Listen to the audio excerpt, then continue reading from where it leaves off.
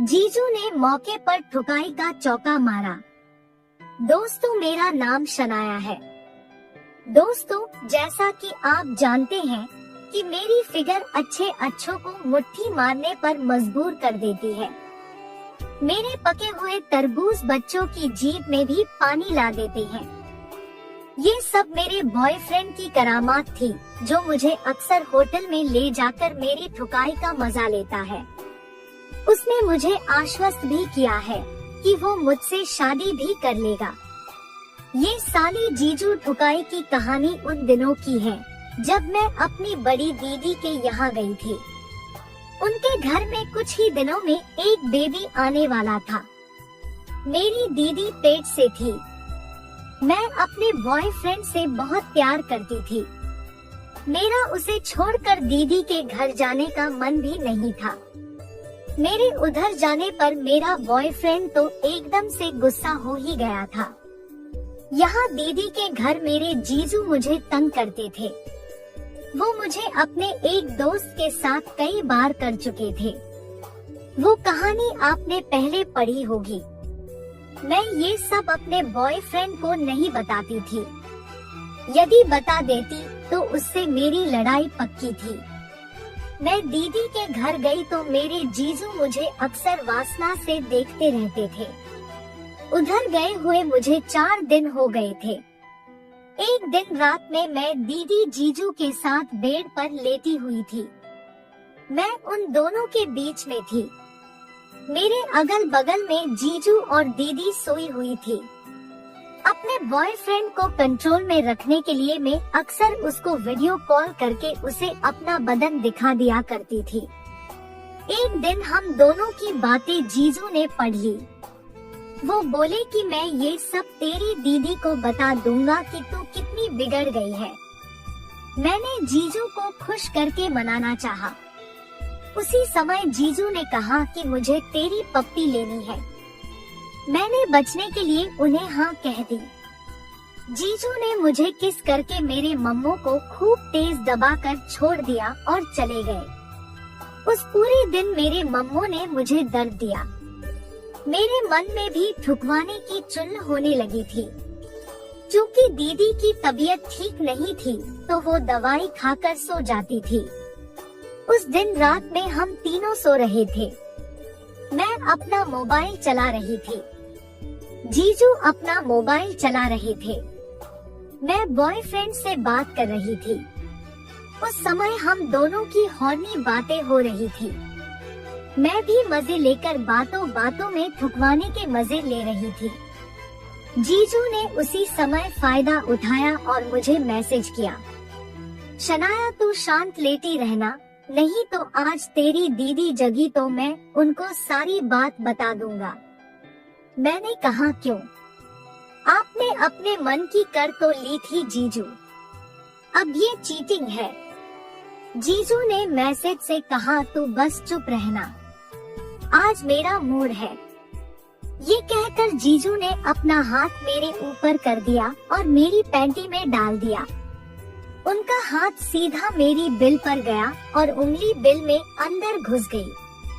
मैं जीजू की मोटी उंगली अपनी बिल में पाकर अभी चीखने ही वाली थी कि तभी जीजू ने अपने दूसरे हाथ से मेरा मुंह दबा दिया। फिर उन्होंने मेरे पास आकर कहा तू शांत लेटी रह, नहीं तो अभी ही तेरी सारी करतूतें तेरी दीदी को बता दूंगा। मैं खुद करवाना चाह रही थी, इसलिए मैं चुप हो गई। इधर मेरे बॉयफ्रेंड के अब तक 10 मैसेज आ चुके थे। मैंने उसको मैसेज किया कि अब बस करो जानू, मुझे सोना है, नींद आ रही है। ये मैसेज करके मैंने मोबाइल का नेट बंद करके रख दिया। जीजू मेरी तरह मेरी रजाई में आ गए और मेरे मम्मो को मेरे कपड़ों से आजाद करने लगे। मेरे मम्मी जैसे ही आजाद हुए, जीजू मेरे एक दूध को चूसने लगे। मैं सिहरने लगी और आहें भरने लगी। जीजू मेरे ऊपर चढ़कर मजे ले रहे थे। मैं अपनी बिल पर उनके डंडा को महसूस कर रही थी। उनका बड़ा सा कंजर मुझे मेरी बिल में चुभ रहा था। मुझे उनके डंडा की लज्जत मिलने लगी थी और 3 महीने पहले उनसे हुई ठुकाई को मैं याद करने लगी थी। जीजू मुझे किस करते हुए मेरे दोनों मम्मों को दबा रहे थे, चूस रहे थे। मैंने उनसे कहा, दीदी जग जाएगी जीजू, छोड़ दे यार। जीजू बोले, तेरी दीदी दवा लेकर गहरी नींद में सो रही है, वो 4-5 घंटे तक नहीं उठेगी। चूँकि मेरा मन भी जीजू से करवाने का होने लगा था। दीदी के गहरी नींद की बता सुनकर मेरी दिल में चींटियां रेंगने लगी। जीजू के चूसने जाने से मैं मदहोश हो गई थी। मुझे पता ही नहीं चला कि जीजू ने कब मेरा मोबाइल स्विच ऑफ कर दिया। जीजू बोले, चल रानी, आज अपनी जवानी का मजे मुझे फिर से लेने दे। मैंने नाटक किया, रहने दो जीजू यार, मेरी बिल में किसी और का डंडा फिक्स है। जीजू तू कोई ताला थोड़ी है जो तेरी छू में एक ही चाबी लगेगी। आज मेरे कंजर से खुलकर मजा ले ले मेरी जाने मन। ये कहकर जीजू मेरे पीछे आ गए और मेरे कान में बोले, अब तक कितने डंडों से करवा चुकी हो? मैंने उनको बताया, जीजू मैंने सिर्फ अपने बॉयफ्रेंड से ही किया है, या आपने अपने दोस्त के साथ मुझे किया था? जीजू बोले, मुझे मालूम है तुझे इस वक्त डंडा की जरूरत है। मैं आज तेरी पिछवाड़ा मारूंगा, तू ज्यादा चिल्लाना मत।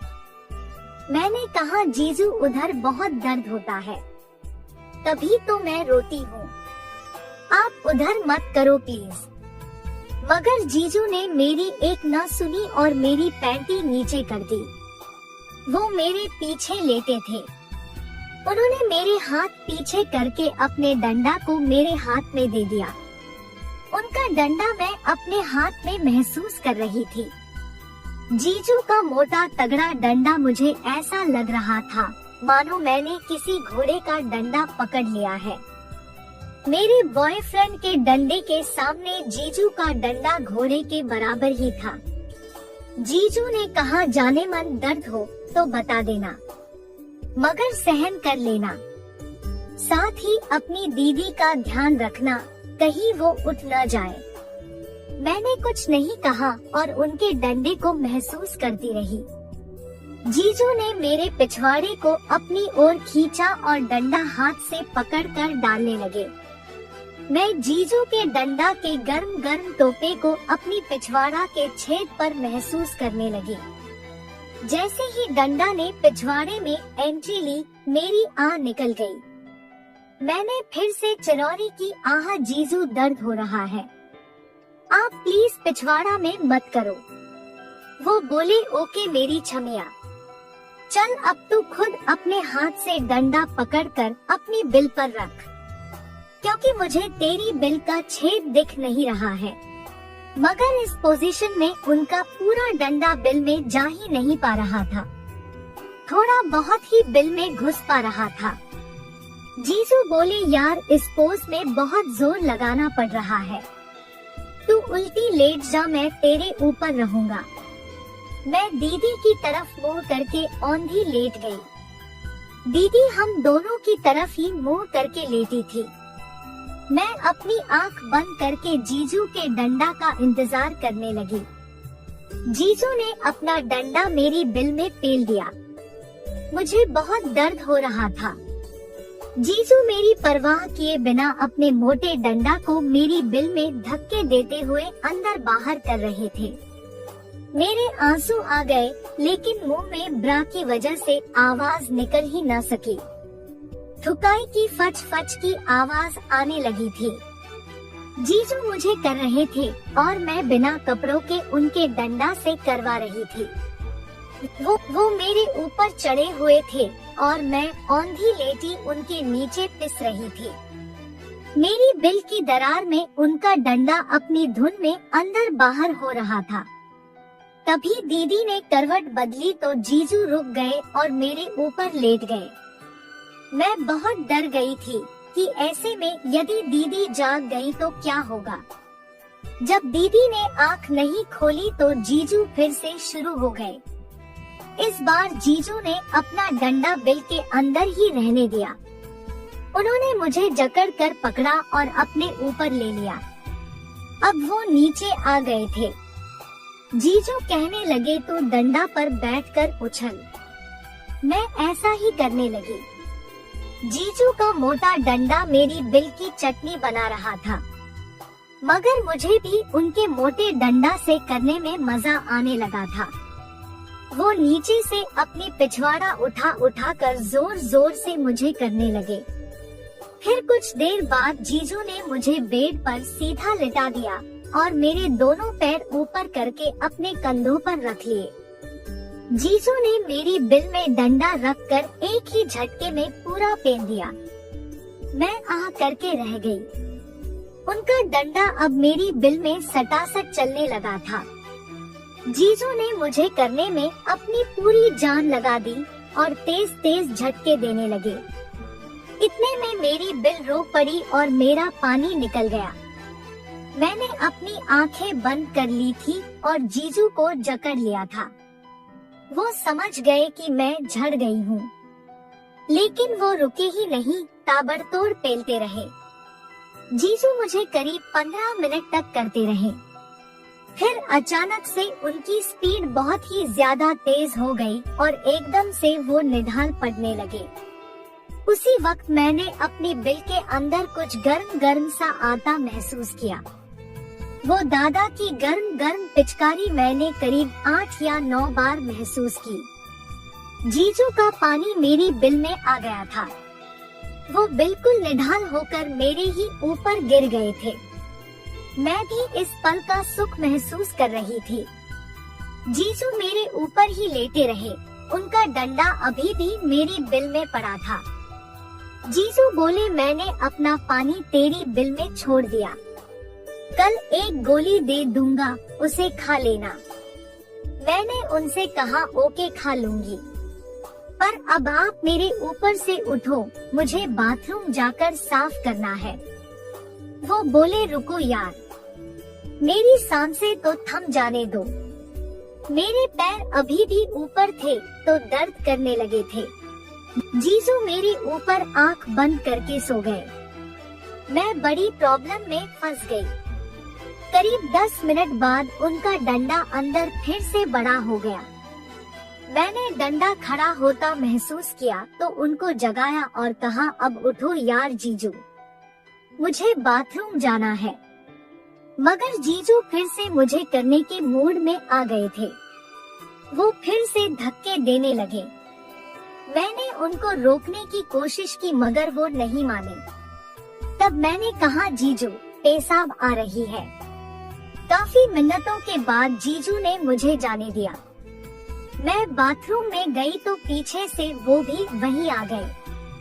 उधर मेरे पेशाब लेने के बाद जीजू ने मुझे फिर से घोड़ी बना दिया और करना चालू कर दी।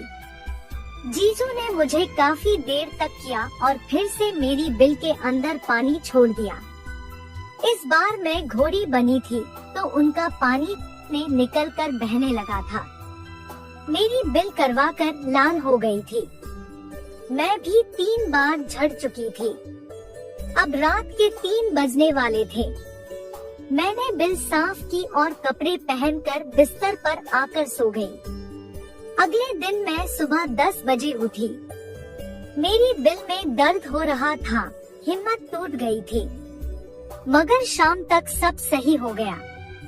जब तक मैं दीदी के घर रही, जीजू ने मौके मिलते ही चौका लगा दिया और मेरी बिल को करते रहे।